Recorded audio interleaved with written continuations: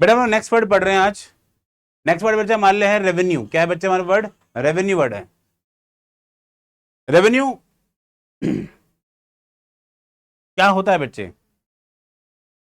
अगर कंपनी, बेटा हमने पढ़ा था पीछे एक अभी थोड़े समय पहले हमने पढ़ा है बेटा, रिसिप्ट्स और रेवेन्यू दोनों ही सेम है, लेकिन रेवेन्यू को हम काउंट करते हैं बेटा जो हम लोग बिजनेस के ट्रांजेक्शन्स करते हैं। जो बिजनेस, अगर मान के चलिए बेटा मेरा काम बेटा कंप्यूटर को सेल करना है, मैं कंप्यूटर सेल कर रहा हूं और कंप्यूटर को बेच के जो मेरे पास रिसिप्ट्स आएंगी वो मेरे लिए रेवेन्यू है। वो मेरे लिए क्या है? रेवेन्यू है।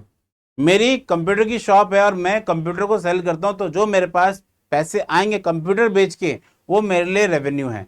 अदरवाइज मेरे पास कोई भी पैसा रिसीव हो रहा है, कोई भी रिसिप्ट है बेटा मेरे पास, वो मेरे को अदर नॉन ऑपरेटिंग एक्टिविटी से आया, मतलब जो मैं काम नहीं कर रहा उसको छोड़ के कोई और एक्टिविटी से मेरे पैसे आए हैं, वो सभी मेरे लिए बन जाएंगे रिसिप्ट्स। क्या बन जाएंगे बेटे हमारे लिए? वो रिसिप्ट्स। और रिसिप्ट का मतलब क्या होता है? रिसिप्ट सभी चीजों को एक ही पार्ट के अंदर कंक्लूड करता है, रिसीव मतलब पैसा आ रहा है, पैसा आ रहा है। अब चाहे वो बिजनेस की एक्टिविटीज आए चाहे नॉन बिजनेस एक्टिविटीज आए, दोनों तरीके से कैसे भी आए, पर आपके लिए क्या है? रिसिप्ट है। लेकिन रेवेन्यू क्या होता है? जो बिजनेस के नेचर से जो पैसा आएगा उससे हम लोग रेवेन्यू बोलते हैं। जो बिजनेस से पैसा आता है उसको हम लोग रेवेन्यू बोलते हैं। मेरी बात क्लियर है बच्चे?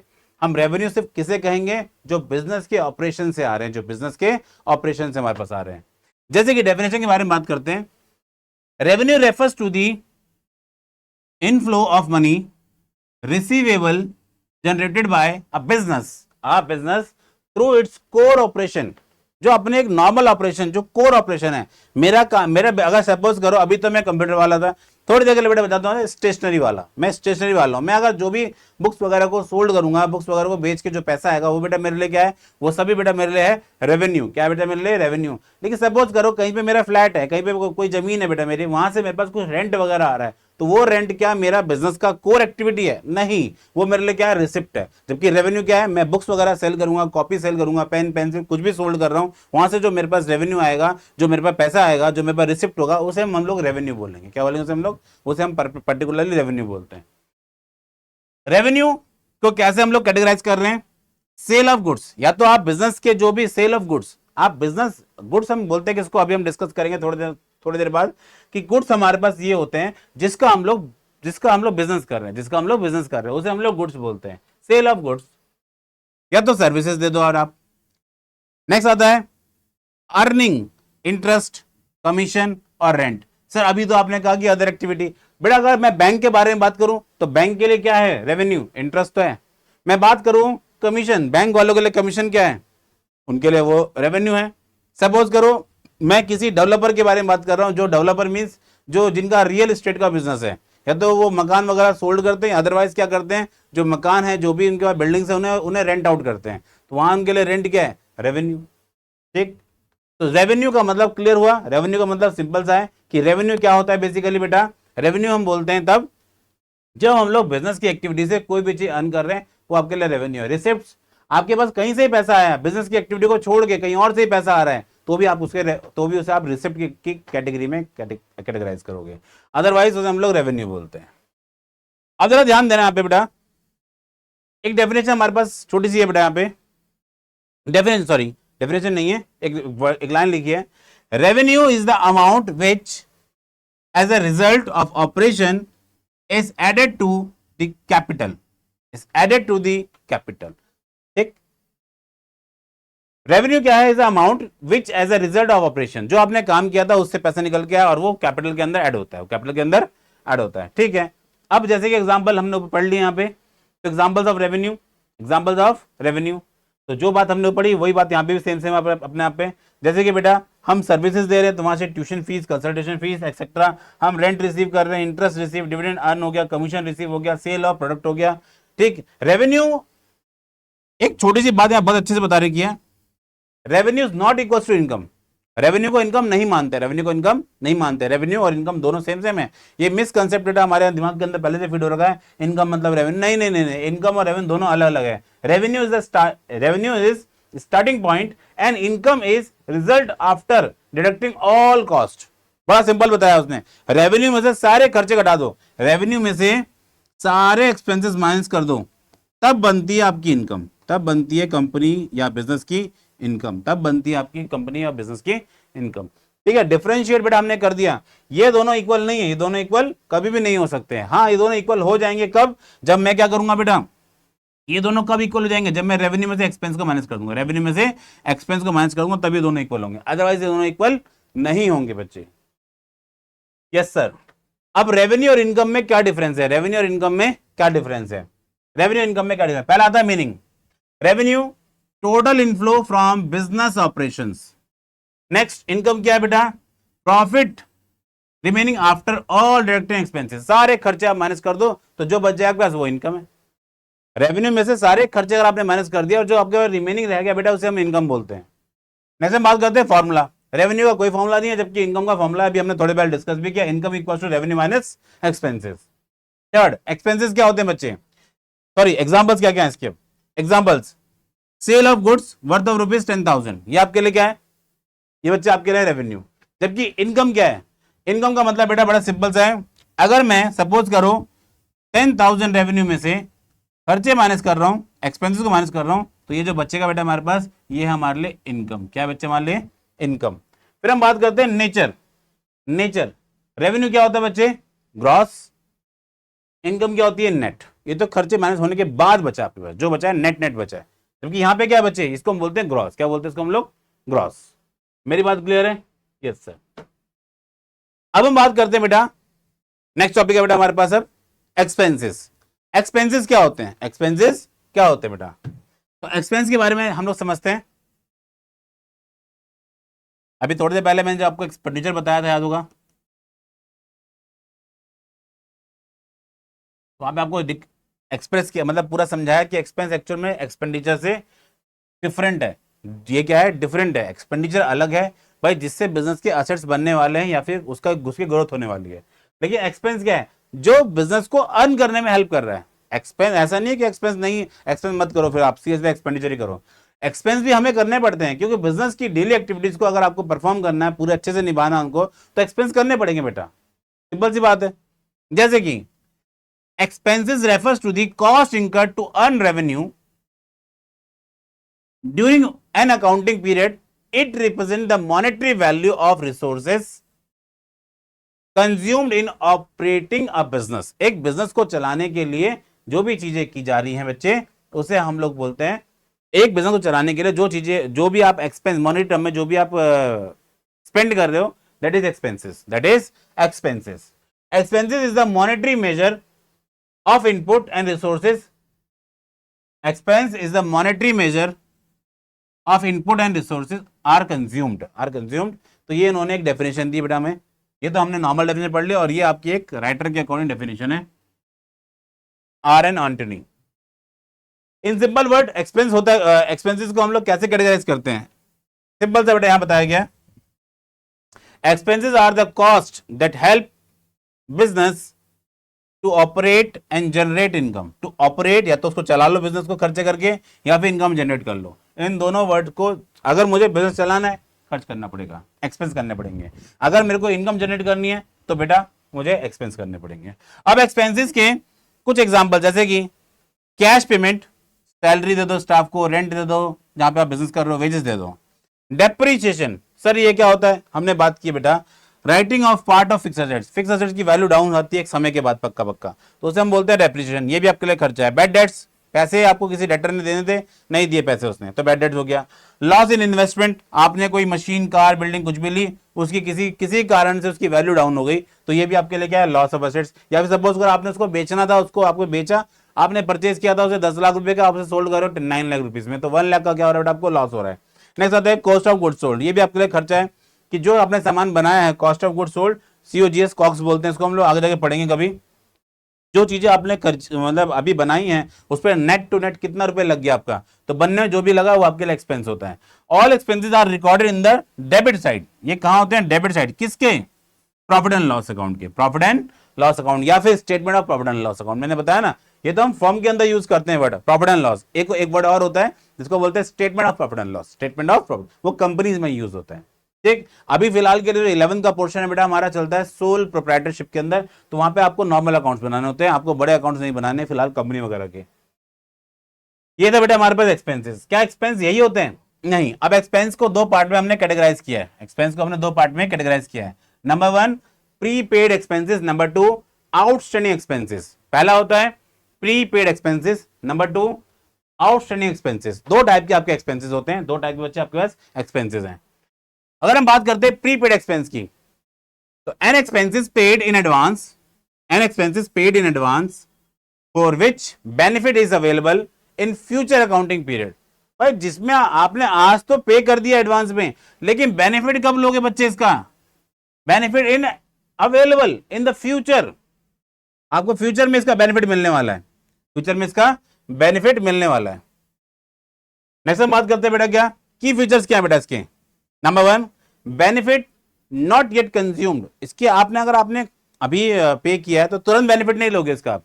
जैसे कि एग्जांपल के लिए आपने अपना मोबाइल रिचार्ज कराया 1 मंथ का, तो क्या आपने आज कराया रिचार्ज, खत्म? सर समय लेगा, बिल्कुल समय लेगा।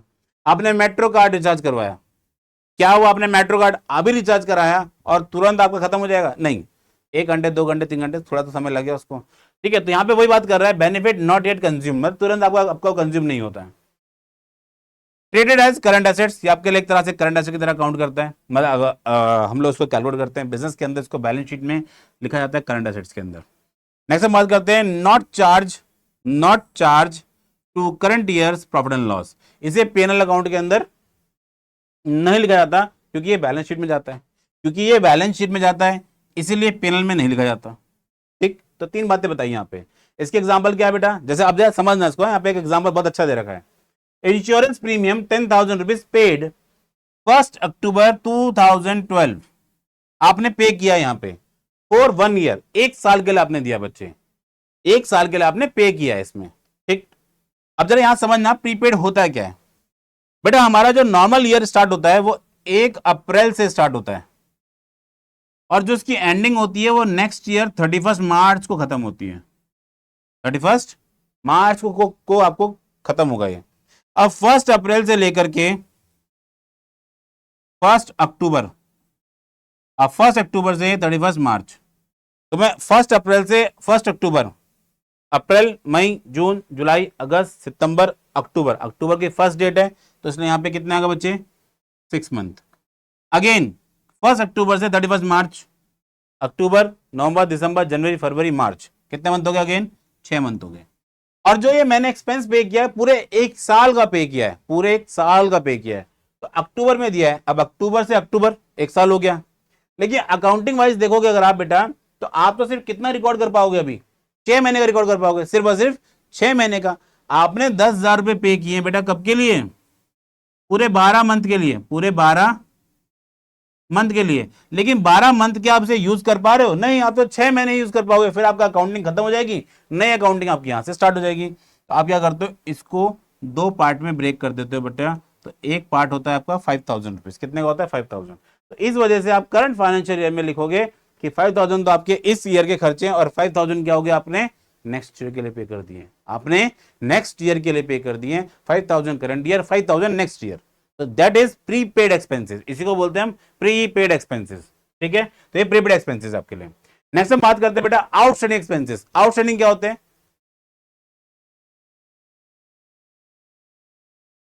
incurred during the accounting year but not yet paid। अभी तक उसको आपने पे नहीं किया, अभी तक आपने उसको पे नहीं किया। आपने उसे इंकर्ड तो कर लिया, मतलब उसे यूज तो कर लिया, लेकिन उसका बेनिफिट आपने सॉरी जो उसकी पेमेंट है अभी आपने नहीं किया, पेमेंट उसने आपने उसकी पेमेंट अभी तक नहीं की है, उसे हम बोलते हैं आउटस्टैंडिंग एक्सपेंसेस। इसके की फीचर्स बेटा कौन कौन से? नंबर 1, पहला liabilities for the current period. ये करंट पीरियड की लायबिलिटी होती है इसकी। ठीक है, इसको बैलेंस शीट में लिखा जाता है, इसको बैलेंस शीट में लिखा जाएगा। Debit side profit and loss, debit side profit and loss भी लिखा जाता है। क्यों? जब सपोज करो आप अपने खर्चे रिकॉर्ड कर रहे होगे तो बताओगे ना हमने टोटल खर्चे इतने किए हमने, हाँ मैंने पे नहीं किया बट खर्च इतना किया, तो उसको P&L में लिखा जाता है और साथ साथ बैलेंस शीट में भी आते हैं, साथ साथ ये बैलेंस शीट में भी आते हैं। सर यहाँ तो आपने बताया था कि अगर यहाँ आ रहा है तो यहाँ नहीं आएगा। मैंने ये नहीं कहा था कि यहाँ आएगा तो यहाँ नहीं आएगा, यहाँ आएगा तो मैंने ये कहा बच्चे कि not charge to current year profit and loss. आपने पे तो कर दिया लेकिन इसको आप नेक्स्ट ईयर में यूज करोगे, इसको नेक्स्ट ईयर आप P&L में लिखने वाले बेटा अपने। अभी नहीं लिखा आपने, पर नेक्स्ट ईयर लिखोगे, क्योंकि एक्सपेंस है। एक्सपेंसेस जाते कहां है बेटा, एक्सपेंसेस हमारे जाते कहां है, एक्सपेंसेस हमेशा कहां पे जाते हैं बेटा, हमने यहाँ पे कहीं मेंशन किया होगा, ये प्रॉफिट एंड लॉस में आते हैं। कहां आते हैं, प्रॉफिट एंड लॉस के डेबिट साइड में आते हैं। जब ये प्रॉफिट एंड लॉस के डेबिट साइड में आते हैं, मुझे एक बात बताइए, तो क्या जब प्रॉफिट लॉस के डेबिट साइड में आते हैं तो ये भी तो पीएनएल में आएंगे, लेकिन पीएनएल में कब आएंगे, नेक्स्ट ईयर आएंगे, अभी करंट में नहीं आने वाले, करंट में नहीं आएंगे, कब आएंगे, नेक्स्ट ईयर आएंगे, पक्का पक्का। ठीक है बच्चे, ओके सर। नेक्स्ट हम बात करते हैं आउटस्टैंडिंग, ध्यान देना बेटा, outstanding expenses. Audit completed but 20,000 audit fee not paid, not yet paid, it is outstanding expenses. अब अकाउंटिंग हो जाने के बाद, अकाउंटिंग जब पूरी हो जाती है बेटा, तो हमारे अकाउंट्स की चेकिंग होती है, और चेकिंग करने के लिए बाहर से ऑडिटर्स आते हैं, जो अकाउंटेंट ही होते हैं, पर वो चेक करते हैं हमारे अकाउंट्स को। अकाउंट तो पूरे बन चुके हैं, अब जो बाहर से लोग आए थे उन्होंने हमें सर्विस दी है, बदले में क्या करेंगे बेटा, उन्हें हम पैसे देंगे। तो क्या वो पैसे में करंट, अब उन्होंने जो चेकिंग की थी वो तो करंट ईयर के लिए की थी, तो क्या मैं करंट ईयर में उनके खर्चे दे पाऊंगा, मतलब अपनी अकाउंटिंग में रिकॉर्ड कर पाया, नहीं, क्योंकि वो तो चेक करके चले गए। तो इन खर्चों को हम मान लेते हैं आउटस्टैंडिंग एक्सपेंसेस। क्या मानते हैं बेटा इनको हम लोग, आउटस्टैंडिंग एक्सपेंसेस। ठीक है, मेरी बात है क्लियर है बेटा यहां तक, यस सर। तो ये हमारे पास हो गया एक्सपेंस। एक्सपेंस क्या होते हैं, एक्सपेंस की दो दो पार्ट हैं, पहला प्रीपेड एक्सपेंस, दूसरा आउटस्टैंडिंग एक्सपेंस। नेक्स्ट हम बात करते हैं क्या, ये सब कैसे हैं बेटा, मतलब इन सब के बीच में छोटा डिफरेंस बता रखा है, कौन सी चीज कहां पे आती है बेटा। एक्सपेंसेस क्या है बेटा हमारे लिए, एक्सपेंसेस जिनसे रेवेन्यू जनरेट होता है, एक तरह की कॉस्ट जिनसे रेवेन्यू आपका जनरेट हो रहा है। सेकंड, प्रीपेड एक्सपेंस क्या है, नेक्स्ट पीरियड के लिए आपके लिए बेनिफिट होते हैं, नेक्स्ट पीरियड के लिए आपके लिए बेनिफिटेड है। आउटस्टैंडिंग एक्सपेंसेस क्या है, इंकर्ड बट नॉट पेड, आपने यूज तो कर लिया लेकिन पे नहीं किया अभी तक। ठीक, अब हम बात करते हैं क्या,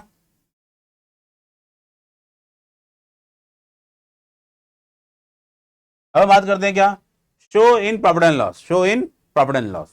क्या मैं इसको पीएनएल अकाउंट में शो करूंगा, यस। अब ध्यान देना, ये डेबिट साइड में आते हैं, ये डेबिट साइड में आते हैं पीएनएल अकाउंट के।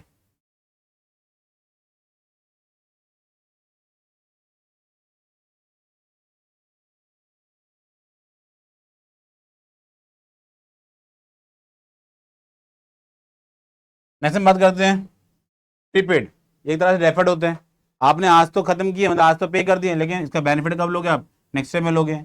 आउटस्टैंडिंग एक्सपेंसेस पीएनएल में डेबिट साइड पे शो होते हैं। नेक्स्ट हम बात करते हैं बैलेंस शीट में, बैलेंस शीट में एक्सपेंस कभी नहीं आएंगे, क्योंकि डेबिट साइड पीएनएल अकाउंट के आ जाते हैं, तो वहां कभी नहीं आने वाले। नेक्स्ट हम बात करते हैं प्रीपेड, हाँ ये आते हैं बैलेंस शीट में, कहां पे, करंट एसेट्स में। आउटस्टैंडिंग बिल्कुल आते हैं, ये किस साइड पे, लायबिलिटी साइड पे आते हैं, करंट लायबिलिटीज की तरह काउंट होते हैं, ये करंट एसेट की तरह काउंट होते हैं। मेरी बात यहां तक क्लियर है बच्चे, यस सर।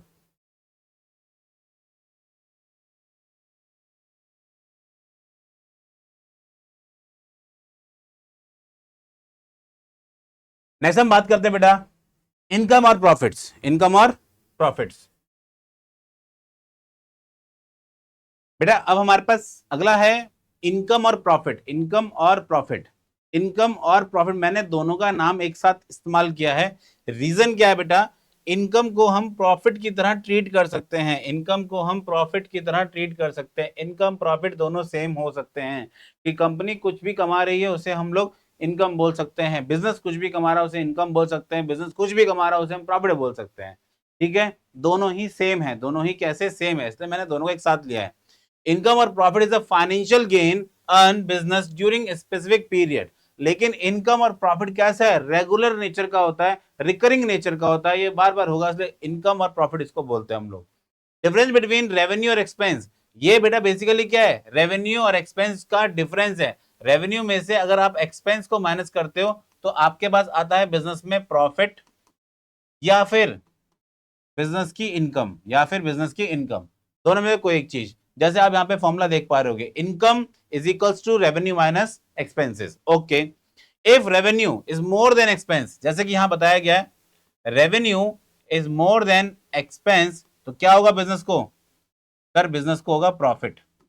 ठीक है, if revenue is less than expense, तो बेटा बिजनेस को होगा लॉस। क्या होगा बच्चे, बिजनेस को लॉस होगा। फिर अब जैसे यहाँ पे छोटा सा एग्जांपल दिया गया बच्चे, एक फर्म ने गुड्स सामान बेचा है कितने का, 21,000 रुपए का, लेकिन उसकी कॉस्ट कितनी है, 15,000, कॉस्ट कितनी है 15,000, मतलब एक्सपेंस कितने का है 15,000, और उसकी जो सेल प्राइस है, जो उसका रेवेन्यू है, वो कितना है, ये है। तो आप मुझे बताइए, रेवेन्यू मोर देन एक्सपेंस, यस, तो सर सिचुएशन आएगी प्रॉफिट की। कौन सी सिचुएशन आएगी बेटा?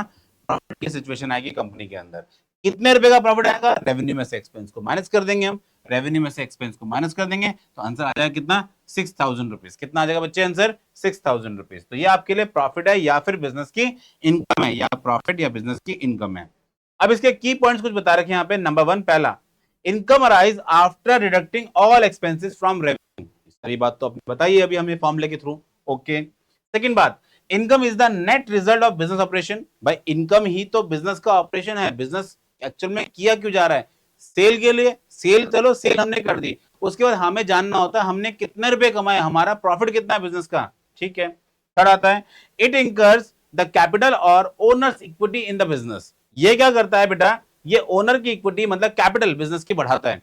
भाई प्रॉफिट होगा तो किसको मिलेगा? मालिक को तो मिलेगा, तो मालिक कैपिटल में ऐड होता है ये। ठीक है। It increase the capital of the owners equity, capital और owners equity in the business. ठीक है। It show credit side of profit and loss account. Credit side ये हमारे प्रॉफिट एंड लॉस में शो होता है। तो profit and loss statement chapter number आपके पास होगा लास्ट में 17, उसमें जितने भी आप बिजनेस के अंदर इनकम जो भी आप कमाते हो उसे आप पीएनएल में किस साइड पे शो करते हो? क्रेडिट साइड पे। डेबिट साइड पे क्या आते हैं? एक्सपेंस।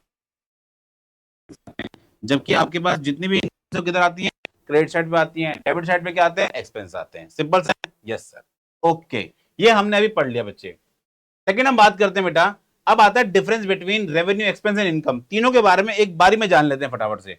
रेवेन्यू क्या होता है? रेवेन्यू अर्न, रेवेन्यू क्या एक तरीके से अर्न करना बिजनेस के ग्रॉस, मतलब जो बिजनेस से आपने जो भी किया है उससे जो पैसा मिला है आपको, वो क्या है आपके लिए? रेवेन्यू। जो बिजनेस की एक्टिविटीज जो आपको चीज आपके पास आई है, जो पैसा आपको रिसीव हुआ है, उसे हम रेवेन्यू कहते हैं। ये एक तरह से इनफ्लो है, पैसे का प्लस है इसमें। इसमें हम पैसे को प्लस में देखते हैं। फॉर्मूला कोई इसके लिए फॉर्मूला नहीं है। एक्सपेंस ये क्या है? Cost incurred to earn revenue. अगर आपको रेवेन्यू कमाना तो पहले कॉस्ट देनी पड़ेगी। ठीक है। ये क्या पैसे का? इसको हम बोलते हैं पैसे का आउटफ्लो। क्या है बच्चे? पैसे का आउटफ्लो। कोई फॉर्मूला इसके लिए नहीं है। इनकम क्या होती है? इनकम बेसिकली क्या है सर? इसका फॉर्मूला है रेवेन्यूज गस। ये क्या अपना पे income equals to revenue minus expenses. इसका नेट रिजल्ट है ये। Expense profit after all expenses, profit after all expenses. जैसे कि अभी हमने बात की, प्रॉफिट बेसिकली है क्या बिजनेस के लिए? ये बिजनेस के लिए एक तरीके से इनकम है। बिजनेस के लिए एक तरीके से क्या है बच्चे? इनकम है। ये बिजनेस के लिए क्या एक तरीके से इनकम, इसको हम लोग इनकम भी बोलते हैं। सर आपने क्या लिखा है? कुछ समझ में नहीं आ रहा। ओके, मैं इसको मिटा के दोबारा सही कर देता हूं।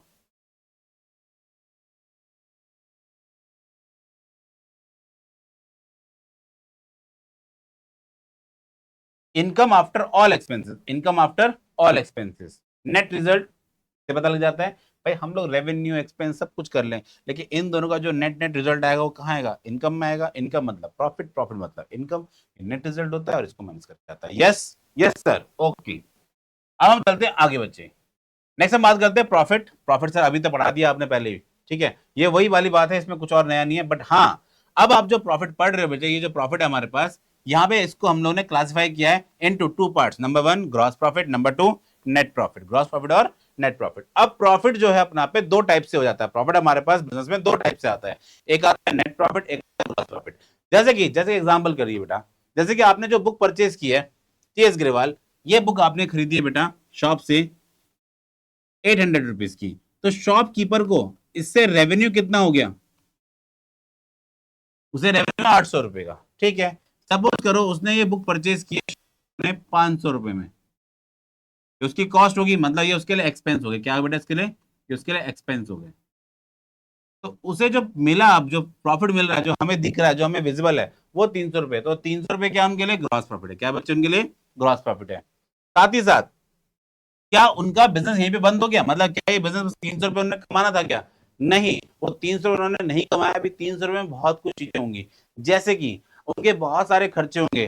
उन्होंने ऑफिस के अंदर लाइटिंग वगैरह होगी, जो उनकी शॉप होगी उसके अंदर उन्होंने लाइटिंग, उसका खर्चा आएगा। उन्होंने वहां पे बहुत सारे शेल्फ वगैरह बनाए होंगे, काउंटर बनाया होगा। ठीक है, तो उसके लिए क्या होगा बेटा? उसका डेप्रिसिएशन चार्ज होगा। उन्होंने कंप्यूटर रखा होगा, उसमें बिलिंग कर रहे होंगे, उसका डेप्रिसिएशन चार्ज होगा। उन्होंने कोई सेल्स पर्सन रखा होगा, उसका डेप्रिसिएशन, मतलब उस पर जो सेल्स पर्सन रखा होगा उसकी सैलरी हो गई। और उन्होंने अगर सपोज करो शॉप बेटा रेंट पे लेके, तो रेंट का भी तो खर्चा निकलेगा कुछ ना कुछ। तो वो सारा का सारा पार्ट अभी माइनस होगा। इस 300 में से सब कुछ माइनस नहीं होगा, इस 300 मल्टीप्लाई बाय जितनी यूनिट उन्होंने बेची है, या सपोज करो कुछ और भी तो बेचेंगे, सबको मिला करके जो आएगा उसमें सारे खर्चे घटा दो, तब आएगा उस शॉप का नेट प्रॉफिट। क्या आएगा? Net profit. और नेट प्रॉफिट उनके लिए इनकम है। अब ऐसा तो आप ये भी बोल दो कि सर उस शॉपकीपर ने कितने रुपए कमा लिए? 800 रुपए। पर ये 800 रुपए क्या उनका रेवेन्यू, मतलब उनके लिए क्या इनकम है? ये इनकम नहीं है उनके लिए, ये सिर्फ उनके लिए रेवेन्यू। अब इसमें से क्या माइनस होगा? एक्सपेंस माइनस होंगे, तब आएगा प्रॉफिट। देखिए प्रॉफिट कौन सा प्रॉफिट होता है हमारे लिए? उस प्रॉफिट को हम बोलते हैं ग्रॉस प्रॉफिट। क्या बोलते हैं उसको हम लोग? ग्रॉस प्रॉफिट बच्चे। Gross profit is the difference between the revenue from sale, मतलब sale, and direct cost. And direct cost, direct cost क्या होती है बच्चे? डायरेक्ट कॉस्ट होती है किसी भी प्रोडक्ट को बनाने में जो डायरेक्टली इस्तेमाल हुई है, उसका नाम भी डायरेक्ट है, और जो डायरेक्टली इस्तेमाल होगी। जैसे कि एग्जांपल के लिए एक शर्ट अगर आपको मैन्युफैक्चर करनी है, तो शर्ट को बनाने में डायरेक्टली क्या इस्तेमाल हुआ बेटा? जो कपड़े होते हैं, छोटा मोटा जो भी एक कपड़ा होगा, है ना, जो रॉ कपड़ा है पूरा, उसमें स्टील इस्तेमाल होगी, मतलब लेबर, जैसे कि आपका टेलर हो गए, ठीक है, और साथ में इलेक्ट्रिसिटी, क्योंकि लाइटिंग की हुई होगी, साथ में स्टिचिंग के लिए जो भी मशीन उन्होंने चलाई होगी वो भी लाइटिंग। तो इन सबको जब आप ऐड कर दोगे, ये बन जाएगा डायरेक्ट कॉस्ट। क्या हो जाएगा? Direct cost. ठीक है, शर्ट बन के तैयार होगी। अब इस शर्ट को बेचना है आपको, शर्ट को बेचना है आपको।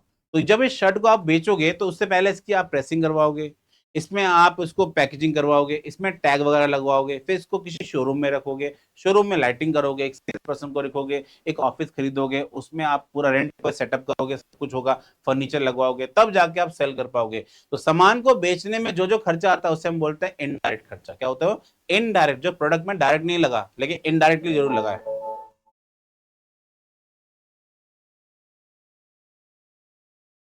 जो प्रोडक्ट को डायरेक्ट नहीं, जैसे कि हमने बात की अभी कि डायरेक्ट और इनडायरेक्ट में भी क्या डिफरेंस हो सकता है, तो जैसे कि हम बात कर रहे हैं आगे बच्चे। अब आगे क्या है कि डेफिनेशन के बारे में अभी हमने बात कर ली कि ग्रॉस प्रॉफिट क्या होता है। ग्रॉस प्रॉफिट क्या होता है? Gross profit revenue. Gross profit क्या होता है?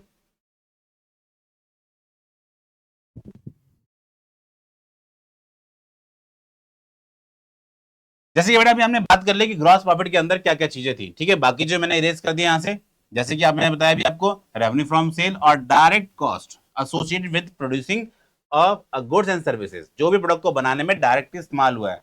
जैसे ग्रॉस प्रॉफिट के लिए बड़ा सिंपल सा बताया उन्होंने, सेल्स में से सीओजीएस माइनस कर दो, सेल्स में से सीओजीएस को माइनस कर दो। ओके, सेल्स माइनस सीओजीएस, आपके पास क्या आ जाएगा? प्रॉफिट आ जाएगा। कौन सा वाला? ग्रॉस प्रॉफिट आ जाएगा। सेल्स में से सीओजीएस को माइनस कर दो, आपके पास आता है gross profit. Okay, gross profit indicate the profit from core trading, जो आपका मेन बिजनेस है, core trading operations, and before indirect expenses, before indirect expenses, जो आपके डायरेक्ट एक्सपेंसेस से पहले, मतलब डायरेक्ट एक्सपेंस लग गया है बिफोर इनडायरेक्ट। अभी उसमें क्या होगा? इनडायरेक्ट भी तो लगेगा। जो मैंने अभी स्टिचिंग कर, मैंने आपको शर्ट के बारे में एग्जांपल दिया, उस शर्ट को बना के उसको बेचोगे तो सही, तो जब बेचोगे तो वहां पे रेंट होगा, वहां पे क्या होगा? सैलरीज होगी, वहां पे क्या होगा? बाकी खर्चे भी आएंगे, तो सारे खर्चे आपको बेयर करने पड़ेंगे। अब बात करते हैं नेट प्रॉफिट की। Net profit is the profit remain after all expenses, all expenses, direct हो चाहे वो इनडायरेक्ट हो, डायरेक्ट हो चाहे वो इनडायरेक्ट हो। प्रोडक्ट को बनाने के बाद उसे बेचने में जो खर्चा आता है उसे हम बोलते हैं इनडायरेक्ट कॉस्ट। क्या बोलते हैं? Indirect cost. लेकिन जब हम नेट प्रॉफिट निकालते हैं, तो नेट प्रॉफिट के अंदर तो बेटा आपके डायरेक्ट इनडायरेक्ट दोनों ही माइनस हो जाते हैं, क्योंकि नेट प्रॉफिट जो निकाला जाता है वो निकालते हैं हम gross minus indirect expense, gross minus indirect expense, या फिर रेवेन्यू में से टोटल खर्चे माइनस कर दो, रेवेन्यू में से टोटल। सर टोटल खर्चे के अंदर क्या क्या आएगा बेटा? इसके अंदर आपका आता है direct plus indirect expense. Total cost में डायरेक्ट और इनडायरेक्ट दोनों को हम लोग काउंट करते हैं, ठीक है। आगे हम बात करते हैं बेटा क्या?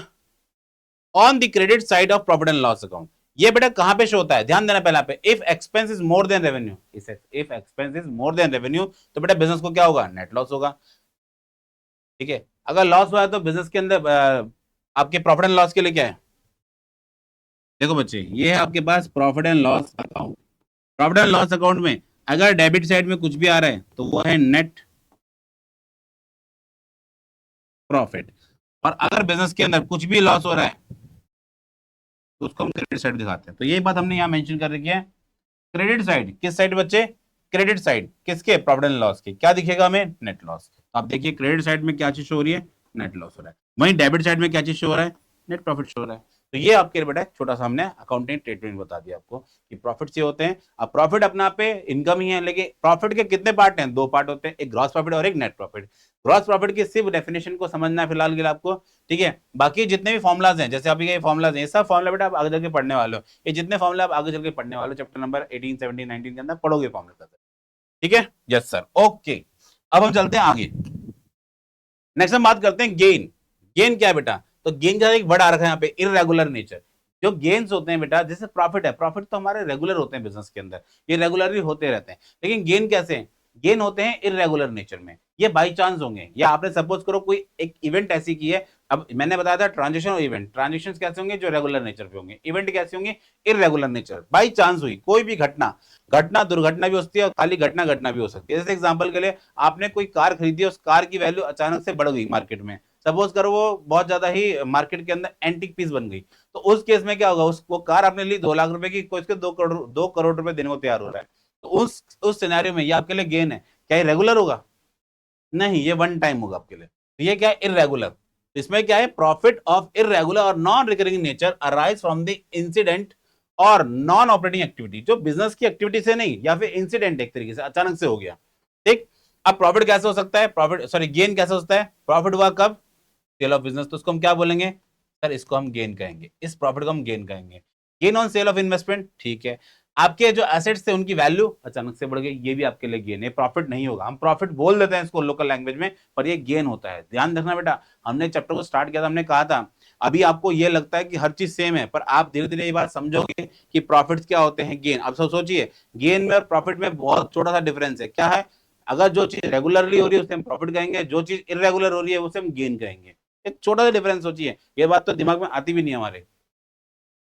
Gain is not regular income but it increase the overall profit. ये प्रॉफिट ही है, दिखा जाता है प्रॉफिट को तो बढ़ाता है, गेन भी क्या कर रहा है? प्रॉफिट बढ़ाता है। मतलब हम ऐसा बोल सकते हैं गेन प्रॉफिट का पार्ट है, बट गेन कैसा होगा? सडन होगा, बाई चांस होगा। पर प्रॉफिट तो हमेशा होते हैं, प्रॉफिट तो हमेशा ही होते हैं। समझ में आया बच्चे? Yes sir.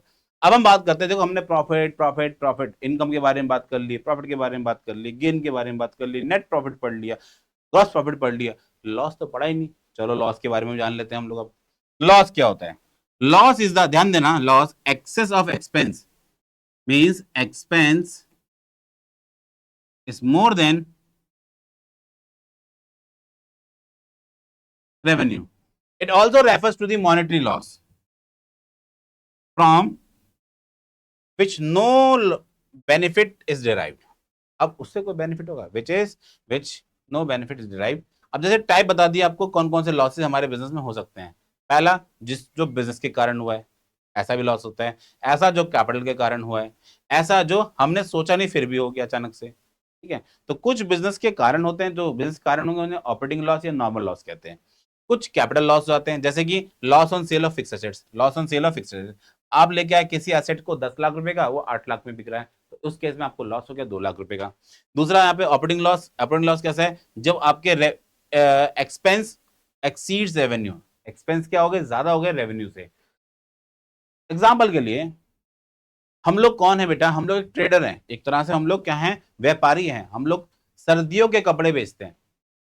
अब हमने स्टॉक रख लिया बहुत सारा, स्टॉक हमारे पास बहुत सारा आ गया, और स्टॉक रखने के बाद हमने स्टॉक को रखा और हमने देखा दिल्ली में सर्दियां पड़ी नहीं, तो क्या वो स्टॉक बिक पाएगा? नहीं बिक पाएगा। हम लोग इस एक्सपेक्टेशन सामान लेके आए थे कि हम लोग उसकी कॉस्ट है हमारे पास लेट से 100 रुपए की है, ठीक है, और हम इसको सेल करेंगे मार्केट में कितने का? 500 रुपए का। 100 रुपए का कोई प्रोडक्ट लेके आए, 500 हम उसको बेचने की सोच रहे हैं। अब मार्केट में अगर सपोज करो बेटा सर्दी ही नहीं पड़ी, मतलब सॉरी दिल्ली के अंदर सर्दी ही नहीं पड़ी, तो क्या होगा? क्या प्रोडक्ट बिक पाएंगे? नहीं बिकेंगे प्रोडक्ट, प्रोडक्ट आपके नहीं बिकेंगे। तो आपको क्या करना पड़ेगा इसको? अब आपको इसको जो 50 जो आप 100 रुपए का लेके आओ, उसे आप 50 रुपए में बेचने में मजबूर हो जाओगे। आप 50 में बोलोगे अरे इसको बेचो और खत्म करो, बेचो और खत्म करो इसको। वो आपके लिए कौन सा लॉस है? वो आपके लिए ऑपरेटिंग लॉस। कौन सा बच्चे हो? ऑपरेटिंग लॉस, जिसमें आपके एक्सपेंस क्या हो गए? ज्यादा हो गए, रेवेन्यू कैसा हो गया? कम हो गया। कैपिटल लॉस कैसा है? आपने कोई एसेट लेके आओ, उसे सस्ते में बेच दिया। Abnormal loss, loss by fire और थेफ्ट। आपके पास गुड्स रखे हुए थे, किसी ने चोरी कर लिए, सपोज उनमें आग लग गई बेटा, उस सिनेरियो में क्या करेंगे हम लोग? Abnormal loss. अब इसके इफेक्ट्स क्या होते हैं? ध्यान देना लॉस के। फिर आगे हम बात करते हैं क्या? Reduce the owners equity. Reduce owner equity, ये ओनर्स की इक्विटी को रिड्यूस करता है। ओनर की इक्विटी का मतलब क्या होता है बच्चे? कैपिटल, ठीक है, ये कैपिटल क्या करता है, माइनस करता है, ठीक है सर समझ में आ गया। रिड्यूस, सॉरी रिकॉर्ड करते बेटा इसको हम लोग फिर डेबिट साइड किसके, प्रॉफिट एंड लॉस के डेबिट साइड में, प्रॉफिट एंड लॉस के डेबिट साइड में। सर अभी थोड़ी देर पहले आपने कुछ बात बताई थी प्रॉफिट एंड लॉस के बारे में, बेटा वही बात है हम दोबारा पढ़ रहे हैं, ध्यान देना। ये डेबिट साइड है बच्चे, और ये कौन साइड है, क्रेडिट साइड है। हम पीएनएल में इस साइड पे जितनी भी बातें रिकॉर्ड करते हैं, या तो ये खर्चे होते हैं, या तो ये लॉस होते हैं। इस साइड पे जितने भी चीजें आती हैं, या तो वो इनकम होती हैं, या वो बिजनेस के लिए गेन होती है, या वो बिजनेस के लिए गेन होती है, ठीक है। अब अगर मान के चलिए ये अमाउंट बड़े हैं और ये अमाउंट छोटे हैं, तो बिजनेस को होगा प्रॉफिट, यहाँ पे नेट प्रॉफिट आता है। ये खर्चे आपके ज्यादा हैं और ये आपके लिए कम है, तो आता है नेट लॉस, क्या आता है, नेट लॉस। तो ये बात हमने यहाँ पे आपको मेंशन करके दिखाई है। आप देख सकते हो इधर आपका नेट प्रॉफिट, इधर आपका नेट लॉस। मैंने सिर्फ प्रॉफिट नहीं बोला, मैंने क्या बोला, नेट, नेट जो शुद्ध जो आपके पास प्रॉफिट है वो इतना है, और शुद्ध जो लॉस है वो इतना है। सर ये बात अभी समझ में नहीं आई। बेटा अगर सारी बात अभी समझ में आ जाएगी तो अकाउंटिंग फिर पढ़ क्यों रहे हम लोग, अकाउंटिंग पढ़ क्यों रहे हम लोग, अकाउंटिंग में जानना है ना चीजों को, हमें तो और अच्छे से जानना है इसको भी। तो ये बात हम लोग पढ़ेंगे अब आगे, ओके, यस सर।